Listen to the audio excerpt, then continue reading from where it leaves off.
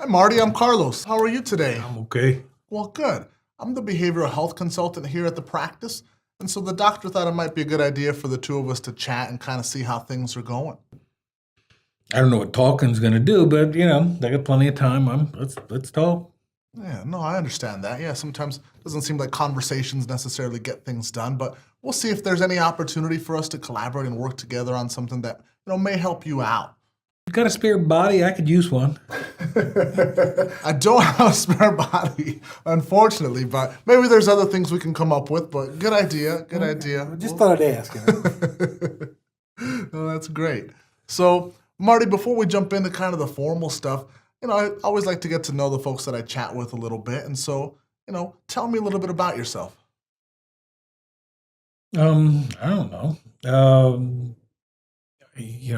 I live in my house. Been living in it for a long time. I got a girlfriend who I've been with for about 30 years. She's still putting up with me. Um, Not a lot going on, to be quite honest. There's not a lot going on right now. Okay. All right. What about, outside of the relationship with your significant other, friendships, activities, things that you enjoy doing? There's not a lot going on. I mean, there used to be, but there's not a lot going on right now. All right. So what I want to do before we jump into kind of a deeper conversation about how things are going for you is check to see how you're doing with the new medicine. Okay, so I know you started the buprenorphine a little while ago. How are you feeling? How's that been for you? Well, it's been like 18 days, I think. But that first week was tough. I mean, coming off all of that oxy and onto the buprenorphine, I was sick, and yeah, it was pretty tough. It's last week started getting better, you know, and it's better this week. I'm still having some like cravings to use, and my sleep's kind of screwy, but it's better. It's better. I mean, I knew I had to do something because I had gotten pretty addicted to that stuff, and I may be a mess, but I knew that wasn't going to end well for me. So when the doc confronted me on it, I said, "Yeah, he's right." So, Okay. All right. Well, it sounds like you took the first step. You made a really conscious decision to make some changes to the way things were going, and it sounds like you're starting to make some improvements, but now kind of not sure what's next. yeah. Well, the next thing that I want to do is kind of talk a little bit more about how things are now, and also spend some time about or talking about how things were before the accident. I want to see the differences, the similarities, and also kind of get an idea of what you want to do. So maybe, Marty, we can start by having you tell me a little bit about, your current daily routine. What does your daily life look like right now? Well, my girlfriend gets up at about 6:30 because she's got to be at work at 7:30. Okay. I get up whenever I feel like it. Sometimes I'll get up at 8:30 or 9 o'clock, and sometimes it'll be after 11 when I sort of drag myself out of bed. I'll make some coffee, and I'll sit down and turn on the television, and I'll pretty much watch TV until a little while before she gets home, and I'll get up and clean dishes and maybe get a shower or something like that. That's kind of one day's been looking like the next for quite a while. All right. So not a lot of structure in the day. Seems like, get up whenever you feel like it, have some coffee. Not a ton besides the TV watching going on throughout the day. Okay. All right. And, give me an idea, Marty, of how things were before your accident. How was life similar? How was it different? Tell me about that. Yeah, I could go back and forth. Sometimes I try not to think about my life before, but yes, life was good. I was a journeyman electrician. I worked in commercial and made good money. We've been together for shoot, 30 plus years now. And we would go out and we would do stuff and we would have friends over. And I was in a softball league, for 4 months of the year. And so there was always like a cookout or something going on. And we did stuff with friends and we went on vacations and it was a good life, We didn't have any kids and it just sort of was the way it was. But, our life was pretty good. Yeah. Very different from kind of how things are right now in terms of the activities that you guys were doing. I mean, it sounds like you stayed pretty active, very social, right? So very different in terms of the level of activity you were working. Sounds like you were pretty happy with your job and making good money. One of the things that you said, Marty, during our conversation was that it's kind of difficult to think back about how things used to be. Tell me a little bit more about that. What is it that makes it difficult to think back on those days? Because it's just painful to think about what was and what is now, and like all that stuff is just gone.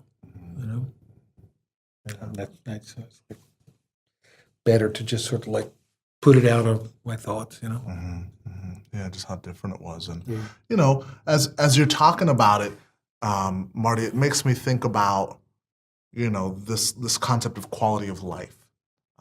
And how different things are now in terms of your quality of life versus how they were before. And when I say quality of life, I'm talking about things like your social life, your social relationships, right? The friendships that you had, also the level of activities that you were doing. It seems like you were spending time going out, getting out of the house, whereas now it seems like a lot of your time spent at home watching TV, which doesn't seem like you're entirely happy with. I guess that's one way of putting it. Yeah. Okay. Well, recognizing that and hearing, what I'm hearing is that you really aren't happy with where you are now, and there's a pretty strong desire to make some changes. And some that you've started already by starting on the buprenorphine and the medicine and getting off some of the other medications you were on.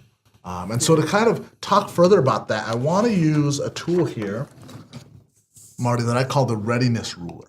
Okay?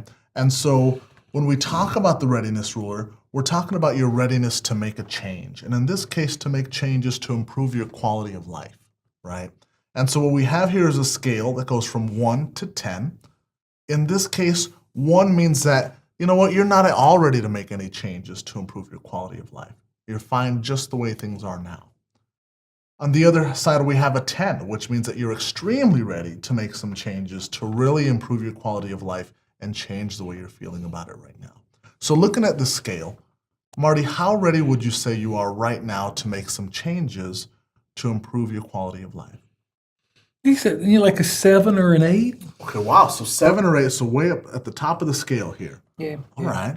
Is it possible? That's a whole other story, but yeah, Sure. 7 or 8. And we'll talk about possible here next, but yeah, that's great. And so tell me, Marty, why you didn't pick a 3 or a 4.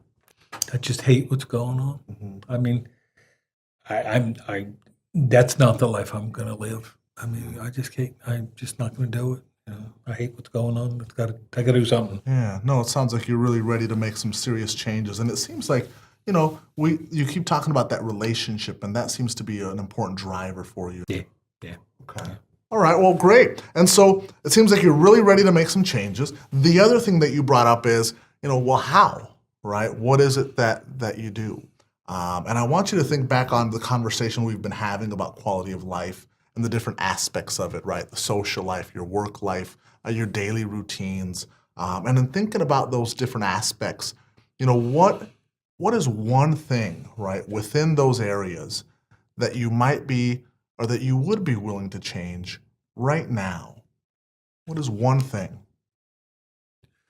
I guess the only thing that I actually control is my time and my schedule. And I don't got a whole lot going on. So,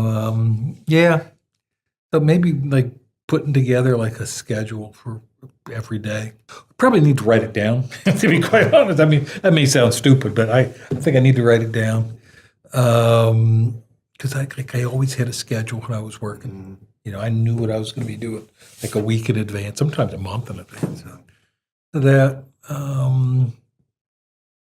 And I probably got to start with like what time I'm going to get up in the morning, So like real basic stuff, and then kind of go from there, I guess. No, I think that's a great idea, Marty, and I think writing it down is fantastic. I think that, again, that adds just one more layer of structure to the day and to your plans, right? And so I think it's a beautiful idea.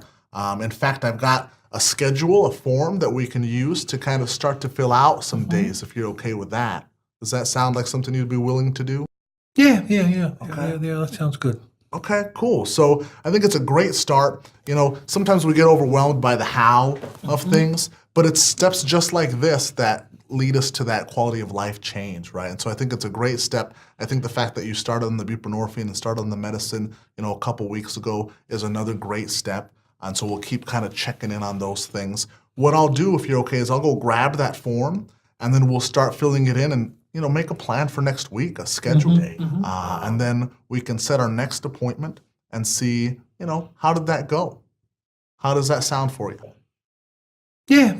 Okay. Yeah, that sounds good. Cool. All right. I'm going to go grab that form real quick. I'll come back and we'll fill it out and we'll set our next appointment. Sounds good. All right. Sit tight.